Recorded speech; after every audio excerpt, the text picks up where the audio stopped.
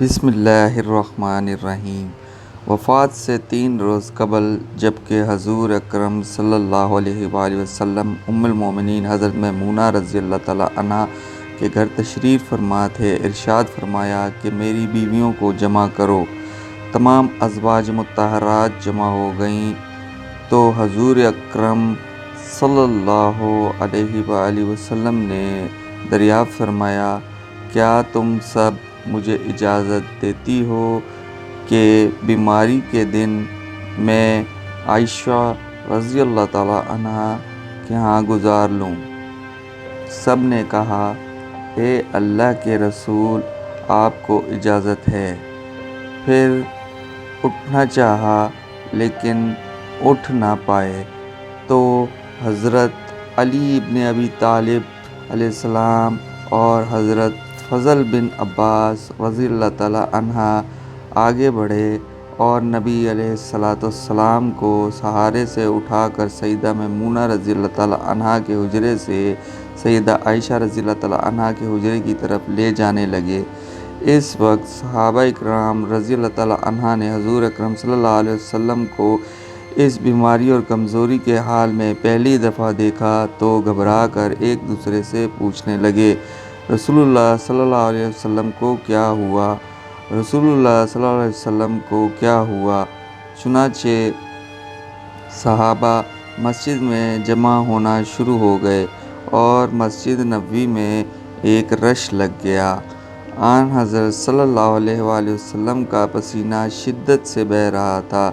حضرت عائشہ صدیقہ رضی اللہ تعالیٰ عنہا فرماتی ہیں کہ میں نے اپنی زندگی میں کسی کا اتنا پسینہ بہتے نہیں دیکھا، اور فرماتی ہیں میں رسول اللہ صلی اللہ علیہ وآلہ وسلم کے دست مبارک کو پکڑتی اور اس کو چہرہ اقدس پر پھیرتی، کیونکہ نبی علیہ السلام کا ہاتھ میرے ہاتھ سے کہیں زیادہ محترم اور پاکیزہ تھا۔ مزید فرماتی ہیں کہ حبیب خدا علیہ السلام سے بس یہی ورد سنائی دے رہا تھا کہ لا الہ الا اللہ، بے شک موت کی بھی اپنی سختیاں ہیں۔ اسی اثنا میں مسجد کے اندر آن حضرت صلی اللہ علیہ وسلم کے بارے میں خوف کی وجہ سے لوگوں کا شور بڑھنے لگا۔ نبی علیہ السلام نے دریافت فرمایا، یہ کیسی آوازیں ہیں؟ عرض کیا گیا کہ اے اللہ کے رسول، یہ لوگ آپ کی حالت سے خوف زدہ ہیں۔ ارشاد فرمایا کہ مجھے ان کے پاس لے چلو۔ پھر اٹھنے کا ارادہ فرمایا لیکن اٹھ نہ سکے تو آپ علیہ السلام پر 7 مشکیزیں پانی کے بہائے گئے۔ تب کہیں جا کر کچھ افاقہ ہوا تو سہارے سے اٹھا کر ممبر پر لایا گیا۔ یہ رسول اللہ صلی اللہ علیہ وآلہ وسلم کا آخری خطبہ تھا اور آپ علیہ السلام کی آخری کلمات تھے۔ فرمایا، اے لوگو، شاید تمہیں میری موت کا خوف ہے۔ سب نے کہا، جی ہاں اے اللہ کے رسول۔ ارشاد فرمایا، اے لوگو، تم سے میری ملاقات کی جگہ دنیا نہیں، تم سے میری ملاقات کی جگہ حوض کوثر ہے۔ اللہ کی قسم، گویا کہ میں یہیں سے اسے حوض کوثر کو دیکھ رہا ہوں۔ اے لوگو، مجھے تم پر تنگ دستی کا خوف نہیں، بلکہ مجھے تم پر دنیا کی فراوانی کا خوف ہے کہ تم اس کے معاملے میں ایک دوسرے سے مقابلے میں لگ جاؤ گے، جیسا کہ تم سے پہلے پچھلی امتوں والے لگ گئے، اور یہ دنیا تمہیں بھی ہلاک کر دے گی جیسا کہ انہیں ہلاک کر دیا۔ پھر مزید ارشاد فرمایا، اے لوگو، نماز کے معاملے میں اللہ سے ڈرو، اللہ سے ڈرو، نماز کے معاملے میں اللہ سے ڈرو، یعنی عہد کرو کہ نماز کی پابندی کرو گے، اور یہی بات بار بار دہراتے رہے۔ پھر فرمایا، اے لوگو، عورتوں کے معاملے میں اللہ سے ڈرو، عورتوں کے معاملے میں اللہ سے ڈرو۔ میں تمہیں عورتوں سے نیک سلوک کی وصیت کرتا ہوں۔ مزید فرمایا، اے لوگو، ایک بندے کو اللہ نے اختیار دیا کہ دنیا کو چن لے یا اسے چن لے جو اللہ کے پاس ہے، تو اس نے اسے پسند کیا جو اللہ کے پاس ہے۔ اس جملے سے حضور صلی اللہ علیہ وآلہ وسلم کا مقصد کوئی نہ سمجھ سکا، حالانکہ ان کی اپنی ذات مراد تھی، جبکہ حضرت ابوبکر صدیق رضی اللہ تعالیٰ عنہ وہ تنہا شخص تھے جو اس جملے کو سمجھے اور زار و قطار رونے لگے اور بلند آواز سے گریہ کرتے ہوئے اٹھ کھڑے ہوئے اور نبی علیہ السلام کی بات قطع کر کے پکارنے لگے، ہمارے باپ دادا آپ پر قربان، ہماری مائیں آپ پر قربان، ہمارے بچے آپ پر قربان، ہمارے مال و دولت آپ پر قربان۔ روتے جاتے ہیں اور یہی الفاظ کہتے جاتے ہیں۔ صحابہ اکرام رضی اللہ تعالیٰ عنہم ناگواری سے حضرت ابوبکر صدیق رضی اللہ تعالیٰ عنہ کی طرف دیکھنے لگے کہ انہوں نے نبی علیہ السلام کی بات کیسے قطع کر دی۔ اس پر نبی کریم صلی اللہ علیہ وآلہ وسلم نے حضرت ابوبکر رضی اللہ تعالیٰ کا دفاع ان الفاظ میں فرمایا، اے لوگو، ابوبکر کو چھوڑ دو کہ تم میں سے ایسا کوئی نہیں کہ جس نے ہمارے ساتھ کوئی بھلائی کی ہو اور ہم نے اس کا بدلہ نہ دیا ہو، سوائے ابوبکر کے کہ اس کا بدلہ میں نہیں دے سکا، اس کا بدلہ میں نے اللہ جل شانہ پر چھوڑ دیا۔ مسجد نبوی میں کھلنے والے تمام دروازے بند کر دیے جائیں سوائے ابوبکر کے دروازے کے، جو کبھی بند نہ ہوگا۔ آخر میں اپنی وفات سے قبل مسلمانوں کے لیے آخری دعا کے طور پر ارشاد فرمایا، اللہ تمہیں ٹھکانہ دے، تمہاری حفاظت کرے، تمہاری مدد کرے، تمہاری تائید کرے۔ اور آخری بات جو ممبر سے اترنے سے پہلے امت کو مخاطب کر کے ارشاد فرمائی وہ یہ کہ اے لوگو، قیامت تک آنے والی میرے ہر ایک امتی کو میرا سلام پہنچا دینا۔ پھر آن حضرت صلی اللہ علیہ وآلہ وسلم کو دوبارہ سہارے سے اٹھا کر گھر لے جایا گیا۔ اسی اثناء میں حضرت عبد الرحمن بن ابی بکر رضی اللہ تعالیٰ عنہ خدمت اقدس میں حاضر ہوئے اور ان کے ہاتھ میں مسواک تھی۔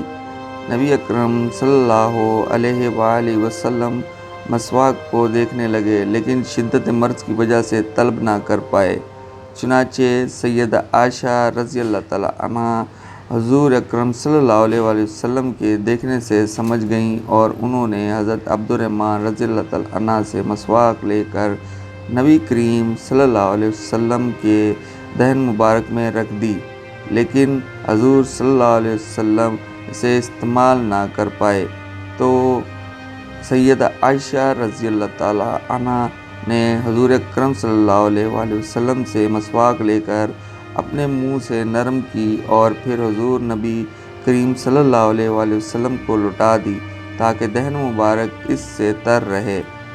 فرماتی ہیں، آخری چیز جو نبی کریم علیہ السلام کے پیٹ میں گئی وہ میرا لعاب تھا، اور یہ اللہ تبارک و تعالیٰ کا مجھ پر فضل ہی تھا کہ اس نے وصال سے قبل میرا اور نبی کریم صلی اللہ علیہ وسلم کا لعاب دہن یکجا کر دیا۔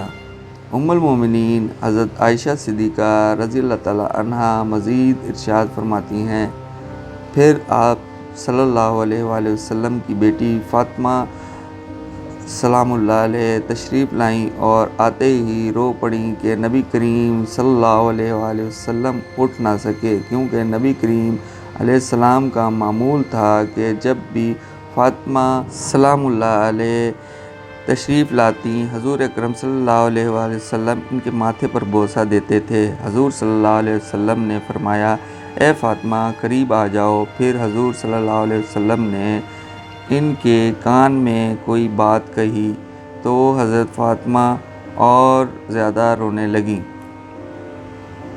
انہیں اس طرح روتا دیکھ کر حضور صلی اللہ علیہ وسلم نے پھر فرمایا، اے فاطمہ قریب آؤ۔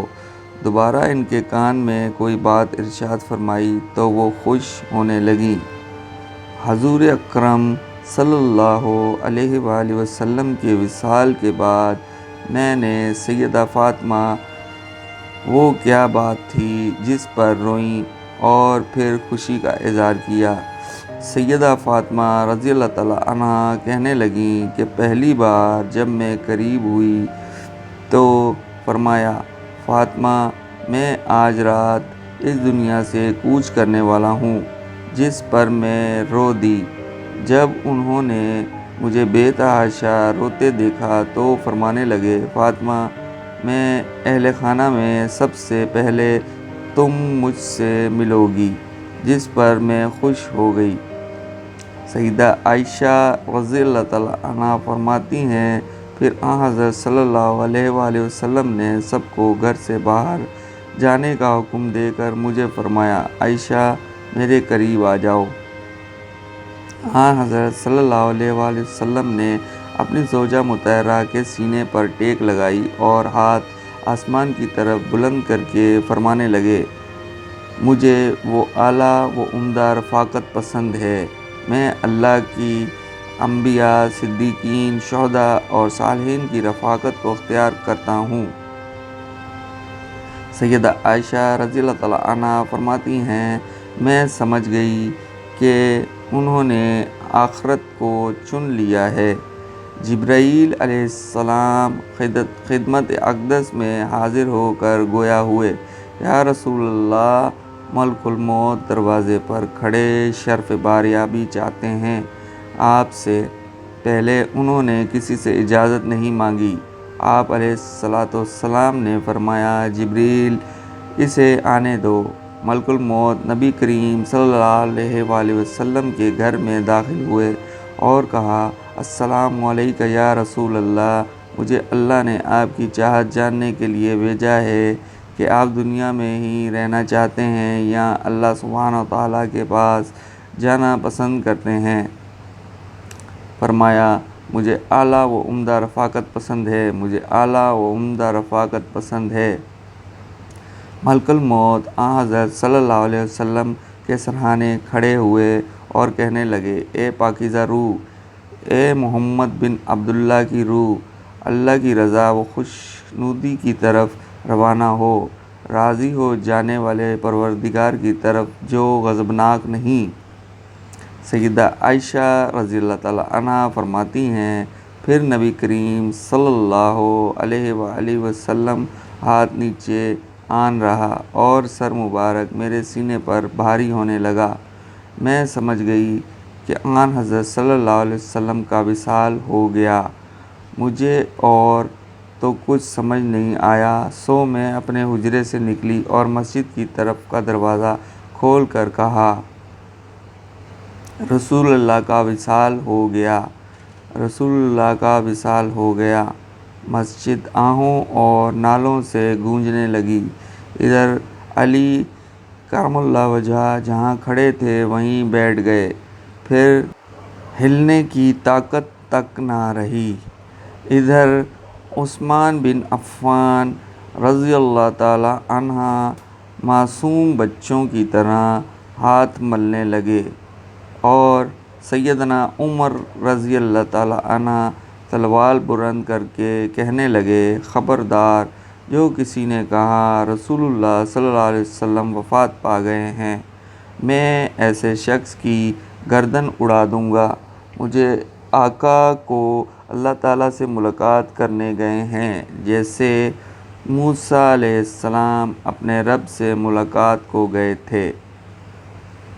وہ لوٹ آئیں گے، بہت جلد آئیں گے۔ اب جو وفات کی خبر اڑائے گا میں اسے قتل کر ڈالوں گا۔ اس موقع پر سب سے زیادہ ضبط برداشت اور صبر کرنے والی شخصیت سیدنا ابو بکر صدیق رضی اللہ تعالیٰ عنہ کی تھی۔ آپ حجرہ نبی میں داخل ہوئے، رحمت دو عالم صلی اللہ علیہ وآلہ وسلم کے سینے مبارک پر سر رکھ کر رو دیے، کہہ رہے تھے و خلیلہ و صفیہ و حبیبہ و نبیہ، ہائے میرے پیارے دوست، ہائے میرے مخلص ساتھی، ہائے میرے محبوب، ہائے میرے نبی۔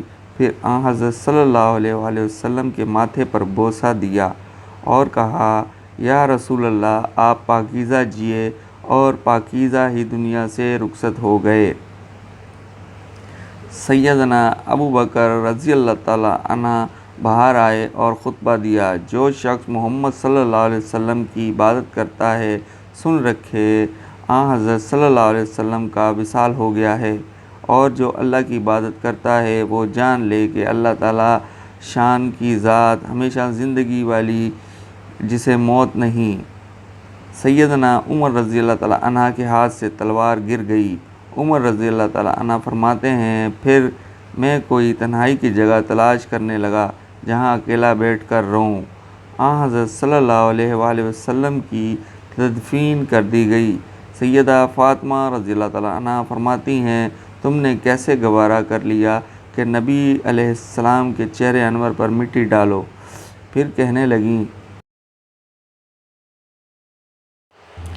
ہائے میرے پیارے بابا جان کہ اپنے رب کے بلاوے پر چل دیے، ہائے میرے پیارے بابا جان کہ جنت الفردوس میں اپنے ٹھکانے کو پہنچ گئے، ہائے میرے پیارے بابا جان کہ ہم جبریل کو ان کے آنے کی خبر دیتے ہیں۔ اللہم صلی علی محمد کما تحب و ترضی۔ میں نے آج تک اس سے اچھا پیغام کبھی پوسٹ نہیں کیا۔